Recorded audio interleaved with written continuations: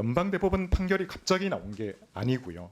이미 정부에서도 그렇고 민간에서도 이 판결에 대해서 우려를 하던 목소리가 그동안 많았습니다. 정상적인 정부라면 충분히 대응할 수 있는 시간이 있었다고 생각을 하는데 앞으로 정부가 이 판결 이후에 어떤 시나리오를 가지고 대응하고 계신지 간단히 소개해 주실 수 있습니까?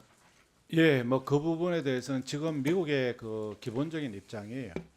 그 연방 대법원 판결한 그 법을 근거로 하던 걸 다른 법, 무역법이나 이런 걸 기초로 해서 같은 수준으로 가겠다는 그런 언론 보도가 많이 나옵니다. 그런 걸 봤을 때는 지금으로서는 뭐 그게 연방 대법원에서 무효 판결이 났다고 해서 그게 이 상황 변화가 어떻게 될지는 진짜 예단하기 어렵다고 저는 부총님, 보입니다. 제가 여쭤보고 싶은 핵심은요.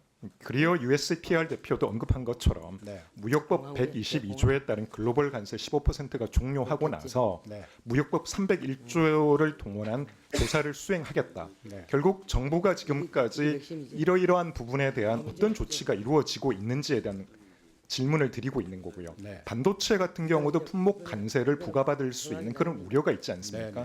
이런 우려에 대해서 어떤 준비를 해오셨는지를 여쭤보고자 함이었습니다. 예, 뭐 저희들은 지금 미국이 하는 어떤 301조라든지 이런 부분에 대해서는 저희들이 이제 구체적으로 이렇게 조사를 나오게 되면은 우리가 그렇지 않다, 우리가 불공정하지 않다는 그런 거는 저희들이 충분히 이제 자료라든 준비를 하고 있고요.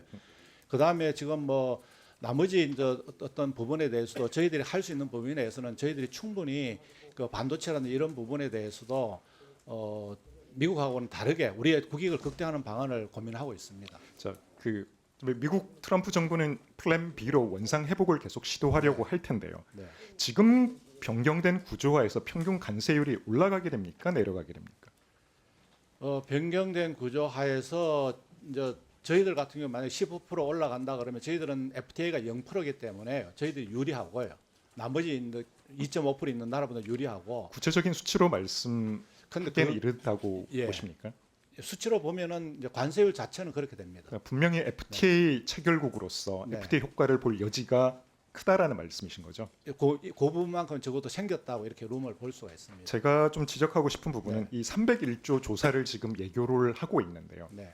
이 부분에 대해서 결국 농산물 시장이라든지 저희가 그동안 조사를 하고 있던 쿠팡 문제라든지 또는 고정밀 지도 반출이라든지 이런 디지털 주권이나 우리 국민의 안전과 관련되는 부분에 대해서 결국 무역 압박이 지속해서 들어올 여지가 클 것 같습니다. 여기에 대해서 정부는 어떤 대응을 하고 계신지요? 예, 뭐 지금 쿠팡 같은 경우는 쿠팡이 그 정보를 유출한 데 따른 문제지 나머지 뭐 저희들이 뭐 통상 문제가 아니다라는 이 두 가지를 분리해서 이제 설명을 하고 있고요. 그다음에 나머지 그 이슈에 대해서는 뭐 온풀법이라든지 이런 이슈에 대해서는 저희들이 적극적으로 그 동안에도 계속 설명을 하고 실무적으로 논의를 해온 부분입니다. 지속적으로 지금 설득도 하고 저희들 자료도 주고 이런 과정이 있다는 말씀을 드리겠습니다. 부총리, 그러면 농산물 시장 추가 개방이나 또는 뭐 국내 고정밀 지도 반출 또는 디지털 안보를 위협하는 미국 측의 어떠한 요구에도 응하지 않겠다는 입장을 분명히 말씀하셨다고 이해를 해도 좋겠습니까? 그러니까 저 팩트 시트에 있는 그 범위 내에서 저희들이 지금 현재 미국하고 협상하고 있다는 말씀을 드리겠습니다.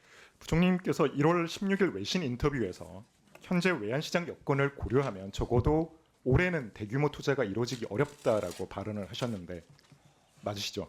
아니 그거는 그때 질문하는 게 자꾸 외환이 금년까지 200억 불이 나가는 것처럼 자꾸 얘기를 하다 보니까 환율이 절하가 됩니다. 그래서 제가 말씀드린 거는 적어도 상반기까지는 여러 가지 프로세스를 진행하다 보면은 대규모로 이루어지기 어렵다. 이렇게 제가 답변을 드린 거였습니다. 그러면 환율이 그때랑 지금이랑 큰 차이가 없는 상황에서 지금 부총리님이 가지고 있던 인식이 변화되거나 바뀐 거는 없다라고 이해를 해도 되겠습니까? 예, 그래서 지금은 이제 환율이 조금 그래도 저는 그때보다는 조금 나아진 거 아니냐 이렇게 보고 있습니다. 그 부총리님께서 판단하는 대미 투자가 가능한 적정 환율 수준은 어느 정도라고 판단을 하십니까? 뭐 환율 적정 수준을 뭐 저희들이 얘기하기 어렵지만은요. 한국의 어떤 기본적인 이 펀더멘털보다는 좀 이렇게 과도하게 이렇게 환율이 절하되는데 그 요인이 이제 수요의 촉발에 의해서 이루어지는 건 저는 맞지 않다. 과도한 수요의 촉발에 의해서 이루어지는 건 맞지 않다. 이렇게 저는 보고 있습니다.